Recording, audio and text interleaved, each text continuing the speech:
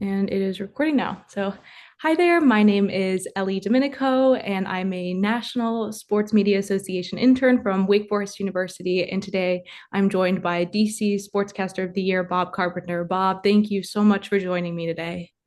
Ellie, thanks for having me. And I got to slip in a little mention for my co-winner. We had co-winners in DC this year. My good friend John Walton, who's the radio voice of the Washington Capitals of the NHL. I get to share this award with him. Great guy, good friend, and that's very cool for me, especially since I just retired at the end of the baseball season. So maybe I got the sympathy retirement vote and got enough of that to share this great award with him, and I'm very appreciative of that. Oh, that's amazing. Well, just jumping right into it, could you walk me through your path into sports, broadcasting, kind of from the beginning to then becoming the voice of the Washington Nationals way later on in your career? Yeah, it was way, way later. I Yes. was 53 years old when I got that job, and that was 20 years ago. It's crazy when I think about it. But I kind of knew as a teenager, uh, I wanted to be involved in sports. My first love was sports writing. I did a lot of writing in high school.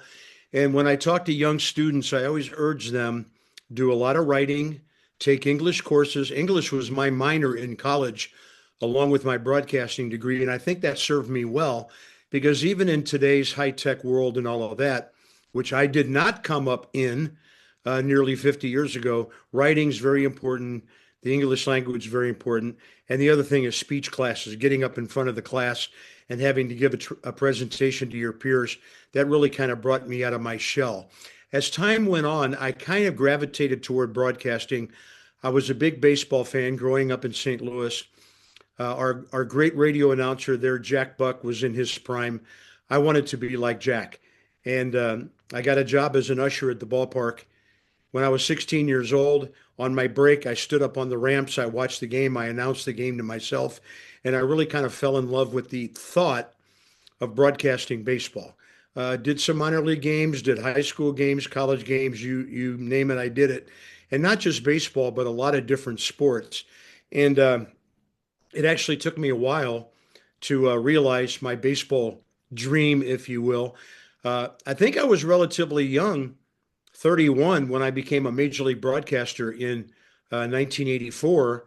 Because a lot of guys and ladies have waited way well beyond that to get that opportunity. So I feel real fortunate that I ended up doing what I wanted to do. But there were a lot of different twists and turns to that journey. I did a lot of soccer early in my career. We grew up playing soccer in St. Louis. Soccer got me on the air in the early days of ESPN and USA Network because there just weren't any soccer announcers around. I did some of that on my own time in college. That led to some other opportunities, but eventually I was able to come around to baseball, my first love, and feel very fortunate for the last 42 years. I've been a major league broadcaster for four different teams, might even be five. I'll have to think about that for ESPN, and was able to uh, retire last fall. Reluctantly, I love baseball. Feel like I could have kept on doing it, but it was time to spend more time with my family. And no regrets. I'm in a good place. But a lot of those different things I did early in my career: soccer, basketball, football, rugby, tennis, hockey, you name it. I was just jumping all over play-by-play opportunities wherever I could get them. And I think that helped me be a well-rounded broadcaster later in my career. Absolutely. Congratulations on your retirement.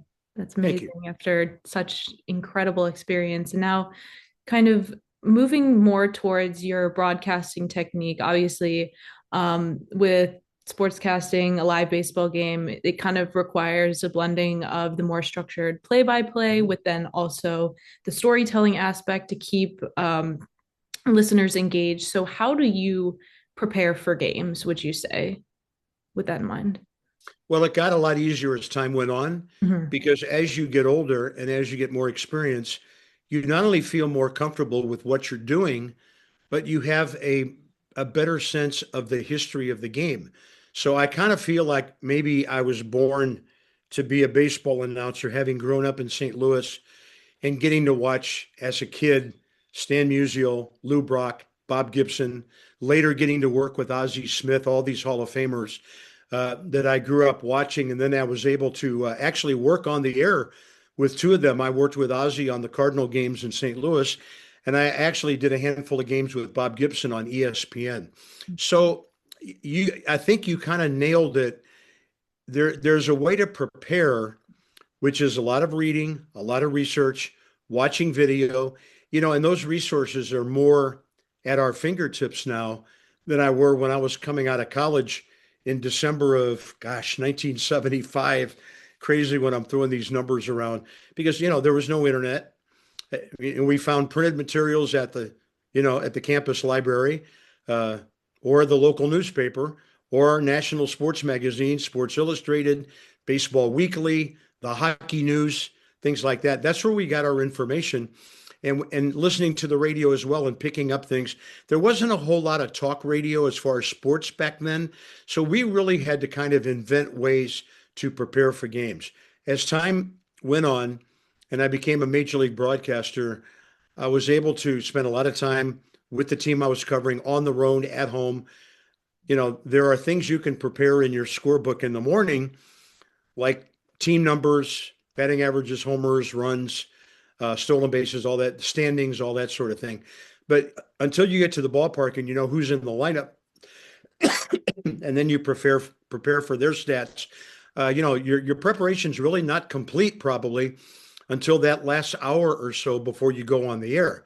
Now, other sports I did, like basketball and football and hockey and soccer, you could prepare ahead of time and you had your roster, and it really didn't matter that much who was in the starting lineup because you were prepared for the whole team at that time.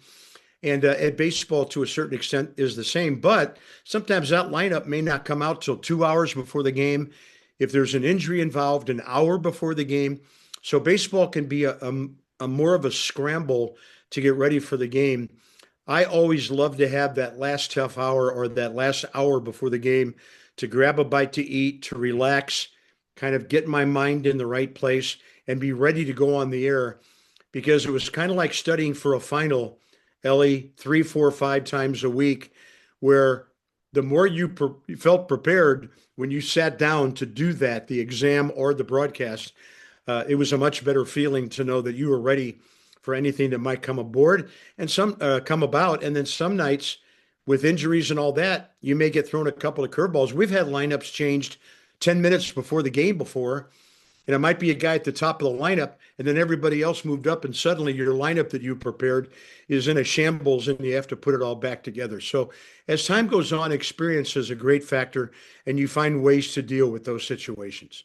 Absolutely. And now, just considering another nuance of the sport, obviously, as you know, baseball has such deep traditions, but then at the same time, there are a lot of statistics involved. So, how do you kind of balance conveying like those analytics with then also capturing the story of the game and the emotion and the rhythm Yeah. for listeners who aren't necessarily watching it?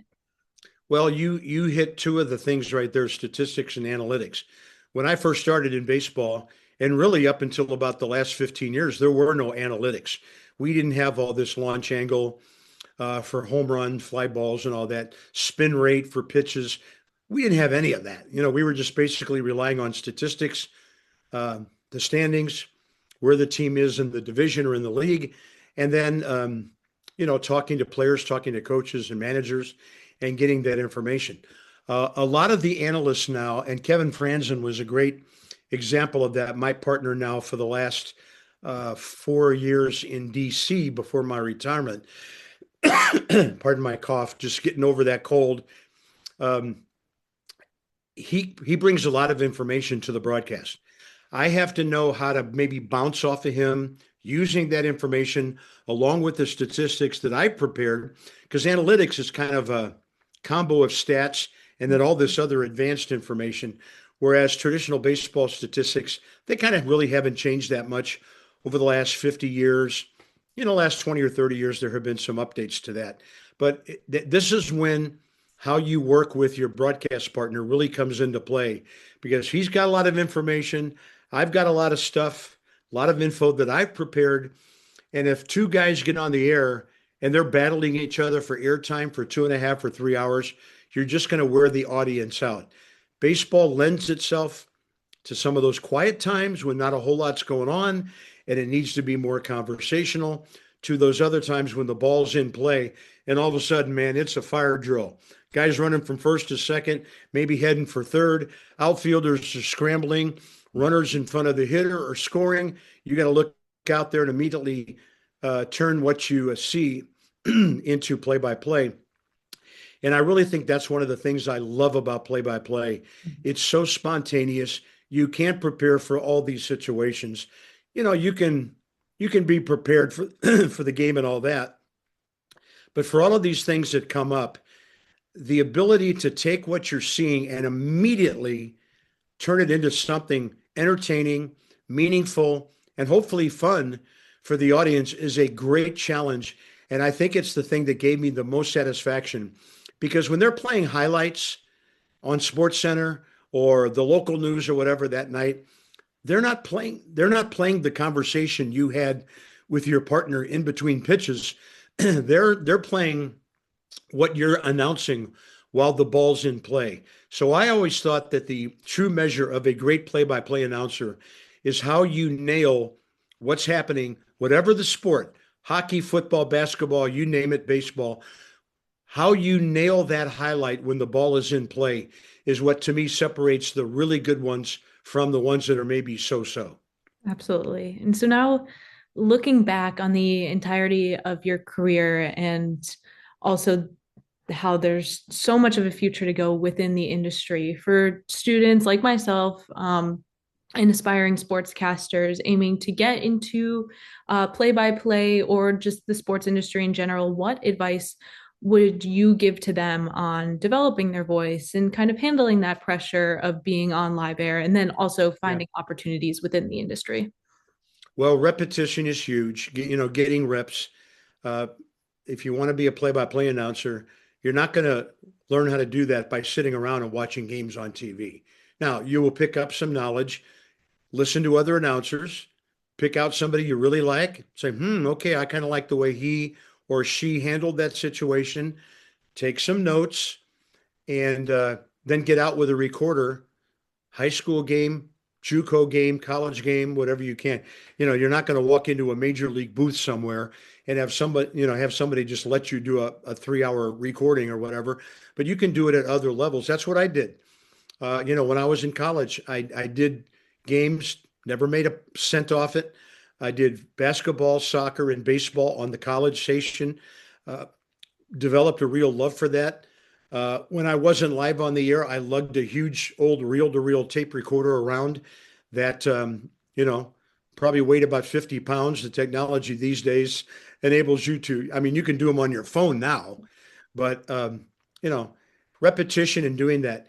And Ellie, the other thing I thought I might mention to you, if you have people who maybe contact you or you're in contact with, when we wrap up the call here, I'm going to email a document to you. Great. It's called Broadcasters. I was getting a lot of these questions 15, 20, 25 years ago, and I kept answering the same questions over and over again. And finally, I'm like, hey, why don't you work up a document that addresses all these different questions you've been getting over the years? So I worked up this document. It probably covers about 3 typed pages, single spaced, and it addresses everything from play by play to interviewing to working with your partner to handling social media, which is a big deal now because young people can get themselves in some interesting or not so good situations depending on how they handle themselves on social media, which is a thing. I realize that. Even an old geezer like me has been on Twitter for the last 9 years. I kind of learned how to use it within the context of sharing things with the Nationals fans. And, I don't have a million followers. I think I have 27,000, which isn't zero, but it's not a ton. But I struck up a great relationship with our fans.